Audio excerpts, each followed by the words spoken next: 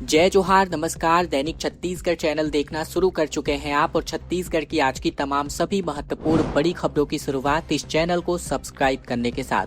छत्तीसगढ़ के बालोद और दल्ली राजहरा के बीच में 8 लेन का टोल प्लाजा जल्द ही शुरू किया जा सकता है।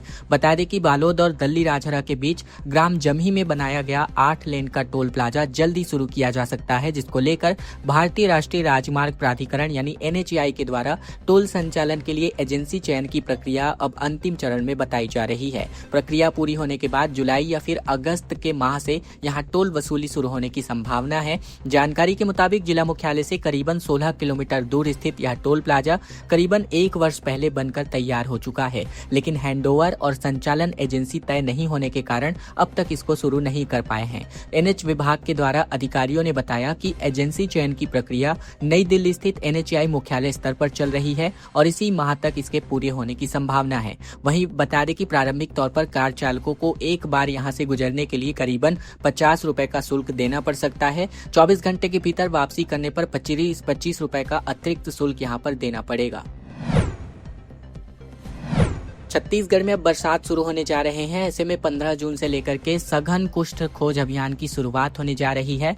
घर घर सर्वेक्षण टीम पहुंचने वाली है। बता दें, जिले में कुष्ठ रोग की शीघ्र पहचान और समयबद्ध उपचार सुनिश्चित करने के लिए स्वास्थ्य विभाग की ओर से 15 जून से लेकर 15 जुलाई तक सघन कुष्ठ खोज अभियान यानी LCDC चलाया जाएगा और इस अभियान के अंतर्गत घर घर जाकर लोगों की जाँच की जाएगी और संदिग्ध मरीजों की पहचान कर उन्हें निःशुल्क उपचार उपलब्ध कराया जाएगा। अभियान की तैयारियों को लेकर जिला अंतर विभागीय समन्वय समिति की बैठक कलेक्टर डॉक्टर गौरव सिंह की अध्यक्षता में कलेक्ट्रेट स्थित रेड क्रॉस सभा कक्ष में आयोजित हुई। कलेक्टर डॉक्टर गौरव सिंह ने संबंधित सभी विभागों को अभियान के सफल संचालन के लिए आवश्यक सहयोग और समन्वय सुनिश्चित करने का निर्देश जारी किया गया। स्वास्थ्य विभाग के अनुसार अभियान के लिए एक महिला और एक पुरुष वाली 2 सदस्यीय सर्वेक्षण टीमों का गठन किया गया है, जो टीमें घर घर जाकर के पहुंचकर कुष्ठ रोग के संभावित लक्षणों की जांच करने वाली है। 100 एकड़ वन भूमि पर अतिक्रमण मुक्त कराया गया। वन विभाग, राजस्व और पुलिस की संयुक्त टीम ने मुलमुला रेंज में यह बड़ी कार्यवाही को अंजाम दिया है। कोंडागांव जिले में वन विभाग, राजस्व और पुलिस की संयुक्त टीम ने बड़ी कार्यवाही करते हुए मुलमुला रेंज के मालगांव, धुंसी और बुडरा क्षेत्र में करीबन 100 एकड़ की वन भूमि को अतिक्रमण मुक्त कराया है। यह भूमि पिछले लगभग 1 दशक से अवैध कब्जे में थी, जहाँ जंगल काटकर खेती की जा रही थी और पक्के निर्माण कार्य भी कर लिए गए थे। संयुक्त अभियान के दरमियान अवैध निर्माणों को हटाकर पूरी जमीन को पुनः वन विभाग के कब्जे में लिया गया।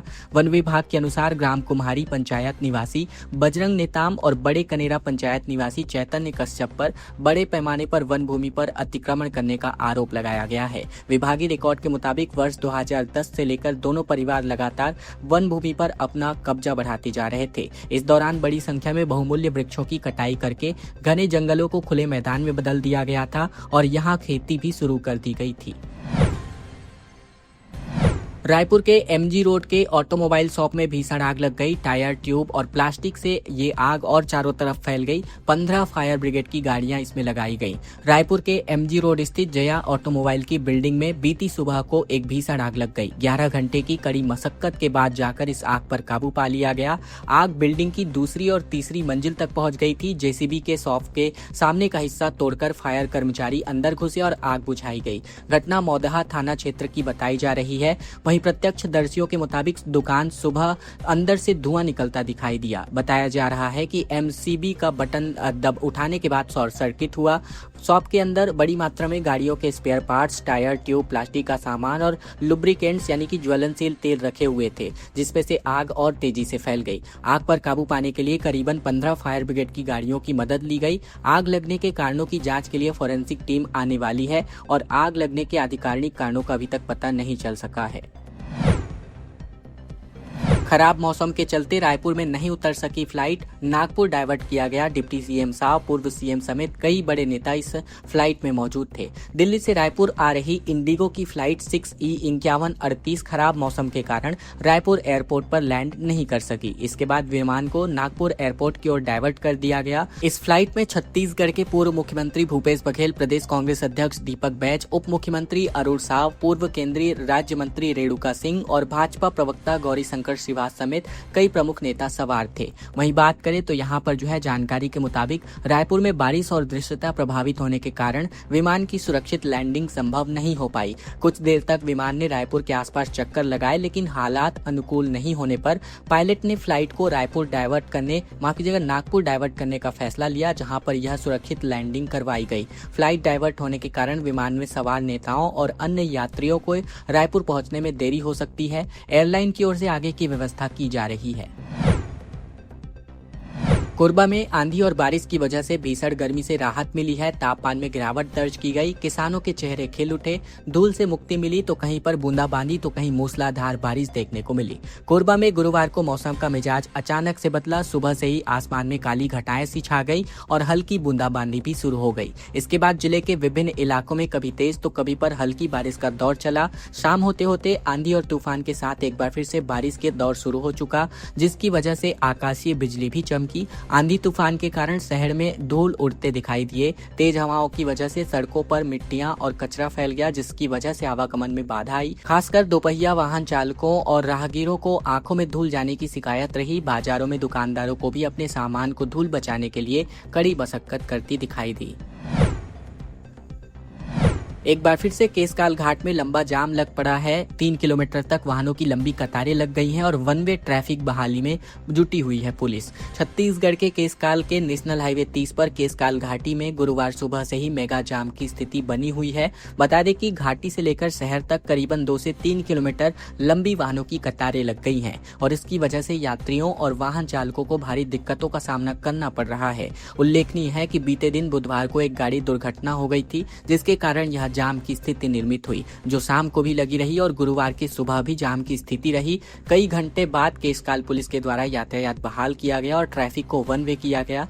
घाटी में जाम लगने का और भी कारण है, जैसे घाटी में लगातार बढ़ते भारी वाहनों के दबाव और छोटे वाहन चालकों द्वारा ओवरटेकिंग किए जाने के कारण यातायात व्यवस्था बिगड़ गई। स्थिति इतनी खराब हो गई कि घाटी मार्ग पर वाहनों की रफ्तार पूरी तरीके से थम गई थी।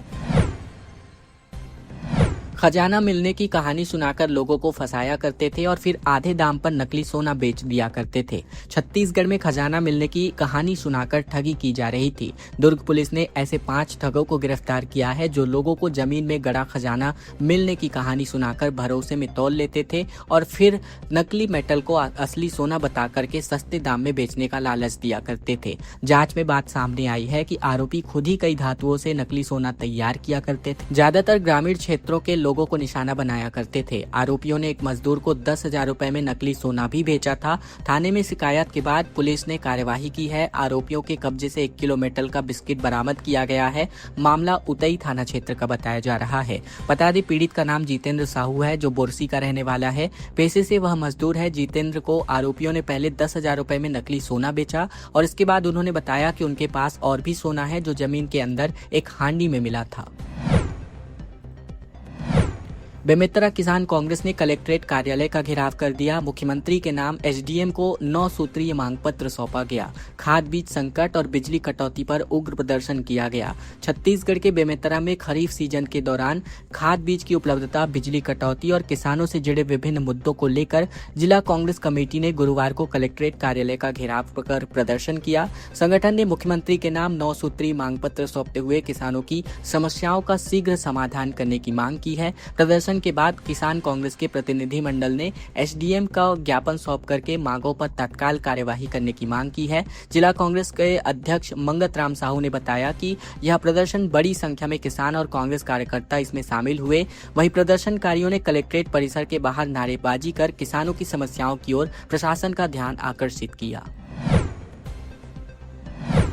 राजनांदगांव मानपुर सड़क निर्माण कार्य शुरू हो चुका है। इसमें 18 महीने का वक्त लगेगा। टेंडर में देरी होने की वजह से जर्जर सड़क से अभी तक राहत नहीं मिल पाई है। छत्तीसगढ़ के राजनांदगांव मानपुर सड़क पर निर्माण कार्य शुरू हो चुका है, लेकिन टेंडर की प्रक्रिया में हुई देरी के कारण इसको पूरा होने में कम से कम 18 महीने तक का वक्त लगेगा और इसकी वजह से स्थानीय लोगों को इस मानसून में भी जर्जर सड़क से होकर गुजरना पड़ेगा। 96.5 किलोमीटर लंबी इस सड़क के निर्माण पर कुल मिलाकर 300 करोड़ रुपए खर्च किए जाएंगे। वर्तमान में सड़क की चौड़ाई 7 मीटर है, जिसको बढ़ाकर 10 मीटर किया जाएगा। सड़क का पुराना टेंडर सांसद संतोष पांडे की शिकायत के बाद रद्द कर दिया गया था। इसके बाद लोक निर्माण विभाग ने इसे 2 हिस्सों में बांटकर नए सिरे से टेंडर जारी किया है। राजनांदगांव पीडब्ल्यूडी के कार्यपालन अभियंता सुनील कुमार चौरसिया ने बताया कि 2 हिस्सों में टेंडर जारी होने के बाद सड़क का काम शुरू हो चुका है। नगरीय क्षेत्रों में नालियों का निर्माण बारिश के बाद किया जाएगा और सड़क को 18 महीने में पूरा करने का लक्ष्य रखा गया है।